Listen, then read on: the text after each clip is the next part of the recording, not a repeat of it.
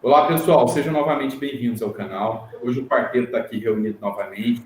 O João hoje foi agraciado com o filhinho dele que nasceu, né? Então ele está presente de Deus, mas a gente está aqui junto com ele, curtindo esse momento maravilhoso com ele, tá? Então ele está aqui sendo representado aqui pelo quarteto.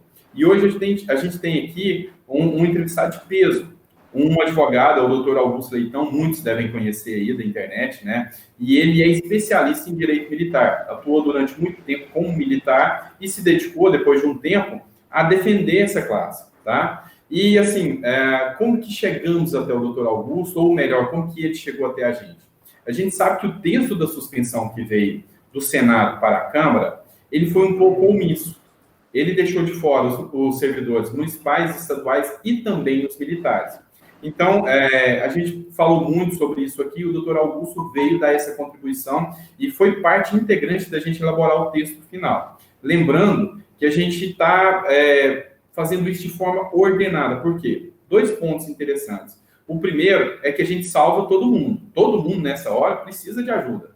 E o segundo ponto é que, se houver um risco de vetar, com os militares incluídos, é uma maior chance de não haver veto, porque a gente sabe que é um apoio de campanha do presidente Jair Messias Bolsonaro. Então, eu queria que o doutor Augusto Leitão, que é especialista e ajudou bastante aqui na formulação do texto, ele falasse sobre essa formulação do texto, como que ele viu que a gente poderia fazer um texto mais adequado para que os militares fossem inclusos e para que todo mundo possa ser resguardado nesse momento. Doutor Augusto, seja muito bem-vindo, a palavra é sua. Tudo bom? Bom dia. Meu nome é Augusto Leitão, eu sou advogado, o doutor Sandra já disse, e vim aqui participar desse streaming com o pessoal aqui.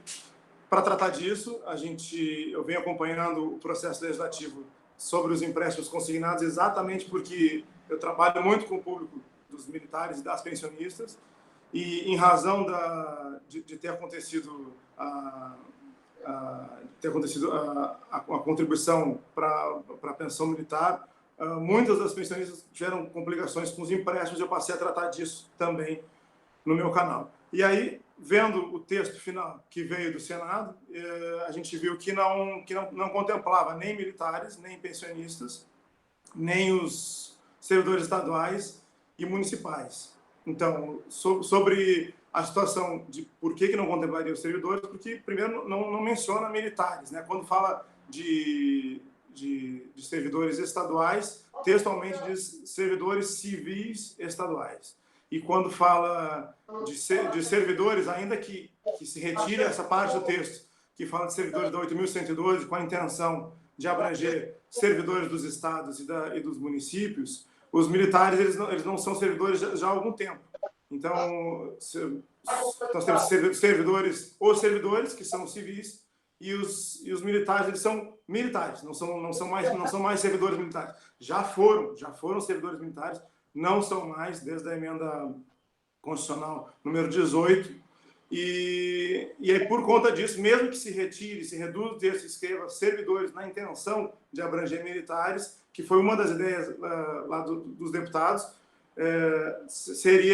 não iria abranger e geraria complicações na hora de aplicar a lei. Fica reduzindo só para servidores, certamente militares e suas pensionistas estariam de fora.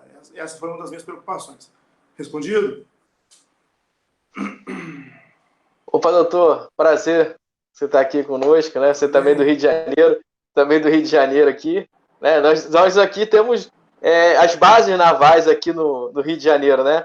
Marinha, Exército, Marinha aqui, a base naval, e Rio de Janeiro é um complexo, né, de quartéis do Exército, aeronáutica, então eu entendo que aqui o senhor está na área militar, né? No Rio de Janeiro aqui. Sim. Nós estamos cercados. Então, é um prazer ter o senhor aqui, um especialista, e eu venho acompanhando, acho que muita gente não sabe que o militar ele usa até 70% da renda dele, compromete para empréstimo, né? E fora, eu queria até que o senhor explicasse um pouquinho sobre isso, porque às vezes o militar já tem um empréstimo, aí depois entra uma pensão alimentícia, entra um imposto de renda, fora as pensionistas também, que tem o salário seu fracionado, fala que é dividida a pensão, né? Ainda mais o militar que tem, geralmente ele vai fazendo bastante filho, não é isso? É o que eu venho acompanhando aqui. A pessoa é dividida para várias filhas, ou para vários esposos, né? Mas o que acontece? Agora, a realidade. O que impacta isso aí, essa prorrogação? Nós falamos de pausa, né? Não é nenhum calote, essa pausa aí nesse salário que é tão comprometido com o empréstimo, eu acho que é o mais alto, eu acho que não tem, só o militar que desconta até 70%. O senhor vê aí na ponta aí, na sua realidade, isso impacta na vida da pessoa, dessa pausa nesse momento. Não esquecer que nós estamos, não é à toa, é um momento de pandemia, né? Onde eles vêm recebendo os militares, os aposentados, eles acabam sendo o seio da família, que todo mundo volta para casa, né? Todo mundo perde seus empregos e acaba indo procurar quem tem uma renda fixa. Geralmente sobra para o servidor público e principalmente para o militar, né? Que muitas vezes ele sai da sua cidade, né? Os militares eles vêm para o Rio de Janeiro, eles estão sempre viajando também. É bom atentar sobre isso, gente, que ainda mais Marinha. Eu, aqui no Rio, dificilmente tem um carioca da Marinha. Muitas vezes ele não tem um lar fixo. Não é isso, doutor? Se eu me corrija, ele geralmente ele está aqui morando de aluguel, né? Tem um pouco o custo da família, mas ele não tem a casa, de repente ele deixa a casa na sua cidade e vem servir no Rio de Janeiro e fica nesse embarque aí. Então, o que o senhor me fala aí, esse impacto aí na vida desse aposentado, tem esse momento de pausa durante a pandemia, desse desconto? Eu vejo a suspensão dos empréstimos consignados com muito bons olhos, seja para trabalhador, aposentado, falo das pessoas que eu estou mais próximo, que são os militares e as pensionistas, mas também servidores municipais e estaduais. Isso, o militar pode comprometer até 70% da sua renda. O artigo 14, parágrafo 3º da medida provisória 2215, ele diz que o militar tem que receber pelo menos 30%. Então, quer dizer que, a contrário do censo, né, ele pode comprometer até 70% da sua renda. E aí, recentemente, houve uma reestruturação da carreira dos militares e as pensionistas que eram não contribuintes de pensão militar passaram a contribuir. E aí elas estão contribuindo, elas contribuíam com 0 e passaram a contribuir com no mínimo 9,5%. Tem pensionistas contribuindo com 12,5%. E muitas dessas pensionistas já tinham sua renda comprometida com seus 70%. E aí elas recebiam só os 30%. E aí tem que colocar mais 9,5%, mais 11% ou mais 12,5%, que foram os 3 percentuais. E aí, o que acontece com os empréstimos de quem já está no limite? Eles saem, porque os empréstimos são descontos autorizados, não são descontos obrigatórios. A contribuição para a pensão militar é um desconto obrigatório, a pensão alimentícia que o Felipe falou é um desconto obrigatório, e aí a pessoa fica tendo que pagar o desconto obrigatório, sai de folha, mas ela não deixa de ter que pagar. O banco vai continuar telefonando, mandando boleto e cobrando dela esse valor. Quando não acontece igual o Exército fez, que não jogou para estoque. Tem muitas pensionistas do Exército recebendo 21% do bruto. Só. E aí, assim, quando a gente fala de pensionista, fica mais claro de ver que elas passam bastante trabalho. Eu faço parte de um grupo com quase 200 pensionistas e vejo que a intenção delas era mexer na contribuição, mas 90% das mensagens é sobre empréstimos, margem, suspensão, e se o banco ligou, se o banco está atrás delas, elas estão realmente... eu participo dessa realidade delas aí, estão bem complicadas mesmo. E a pensionista, ela recebe o doutor Sandro falou, a pensionista recebe uma fração, que ela pode ser metade, 1/3, 1/6, 1/8, e eu já vi fração de 1,64 avos, que representavam R$50. Aí ela pode receber 30% de R$50, daqui a pouco ela tem um contra-cheque de 15. Imagina. Então, complicado, sim. Acompanho a realidade deles, entendo o porquê que gostariam de estar dentro, e muitos deles acreditam estar dentro, compartilham vídeos dos deputados, dos senadores, e alguns vídeos de projetos de lei que não os contemplam, mas eles estão contando com isso. Respondi isso, Felipe? Obrigado, doutor. Fala, doutor Augusto, seja bem-vindo aqui aos nossos canais, né, ao nosso público. Muito bom ter vocês e estar aqui de novo com meus colegas. Poucas pessoas sabem, eu acho que eu nem falei sobre isso ainda no meu canal, mas eu também sou militar do Exército, servi em infantaria também por um tempo e hoje também estou na reserva. Eu sei um tanto quanto da realidade do militar, especificamente das Forças Armadas. mas a gente precisa esclarecer algo aqui que eu vejo que é dúvida nos canais da gente, que quando se fala militares, a gente observa que a tendência é sempre falar de Exército, Marinha e Aeronáutica, mas essa inserção, né, que a gente está querendo colocar no projeto do Otto Alencar, né, na 1328, para alcançar os militares, não podemos esquecer, e aí eu quero que o senhor, doutor Augusto, fale um pouco mais sobre isso, que a gente está também colocando os militares dos estados, não é isso? E a realidade financeira desses militares, ela é um tanto quanto aquém, se formos comparar com os proventos dos militares das Forças Armadas, que é inegável um tanto quanto maior, lógico, apesar do que foi falado até agora por vocês, né, dos pormenores e tanta de pensão, de divisão aí de valores para filhos e etc., mas me dê um direcionamento mais específico agora para a gente esclarecer isso para as pessoas, sobre a ajuda, sobre o quanto isso vai ser importante para os militares dos estados e não sei se abrangeria também, até me esclareça, polícia municipal, por exemplo, talvez alguns municípios tenham, se forem cidades maiores. Me dá um parâmetro, por gentileza, doutor Augusto, sobre isso também. Então, assim, por conta do princípio da legalidade, né, a administração pública só pode fazer aquilo que tá na lei. Quando a lei não está bem clara, bem detalhada, isso vai desaguar no judiciário. Vai começar a DIN 1, dizendo que tal parte, tal trecho é inconstitucional, tal trecho está beneficiando determinada categoria e não beneficiando outra. Eu tenho uma sobre esse assunto, do princípio da isonomia, assim, pensando que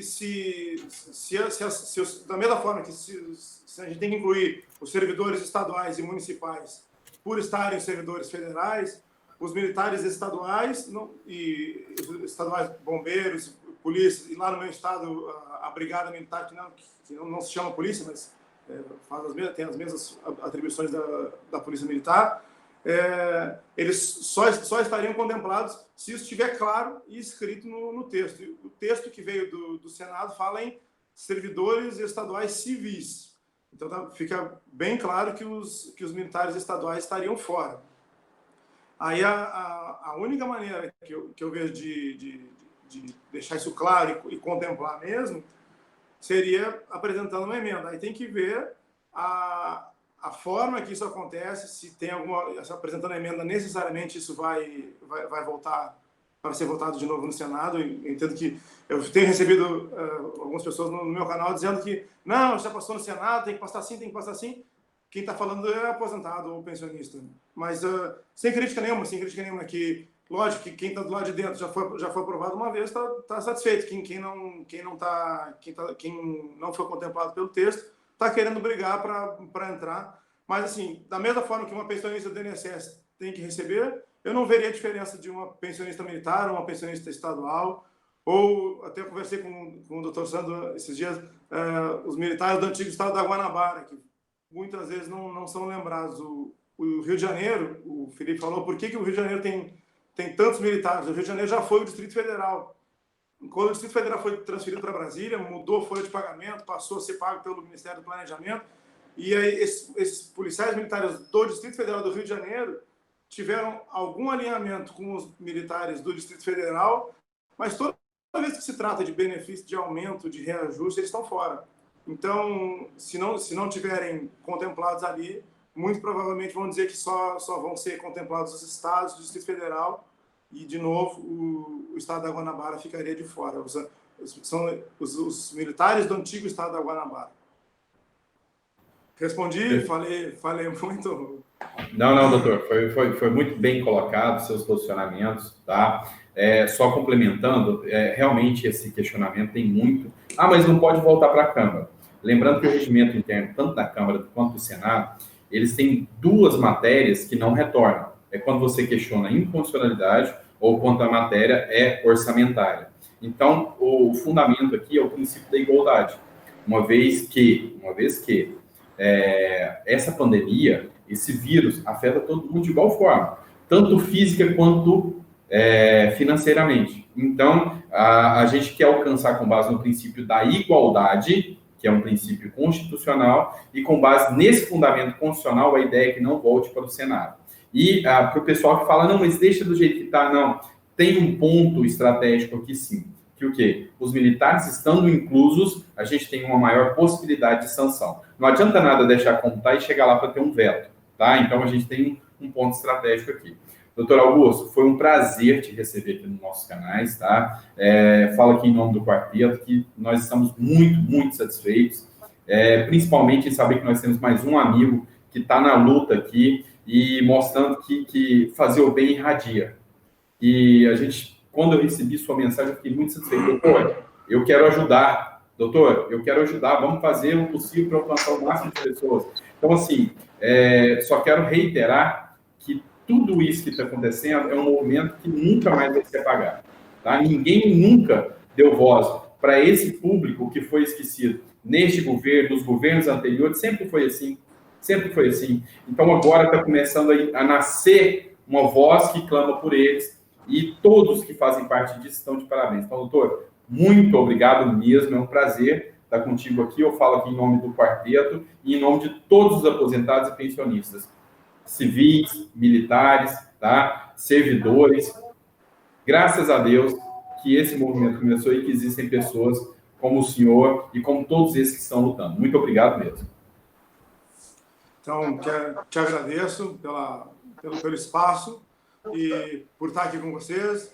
E aí, vou continuar acompanhando o processo legislativo, vou continuar trazendo isso, acompanhando os canais de vocês. Vamos continuar, agora que a gente abriu esse canal, aí vamos continuar tratando e conversando aí, falando de militares ou de outras categorias. Obrigado pelo espaço, mais Perfeito. uma vez, um abraço a todos. Obrigado, doutor. Abraço, doutor. Obrigado. Obrigado. Obrigado, doutor. Prazer, hein? Até, tchau, tchau.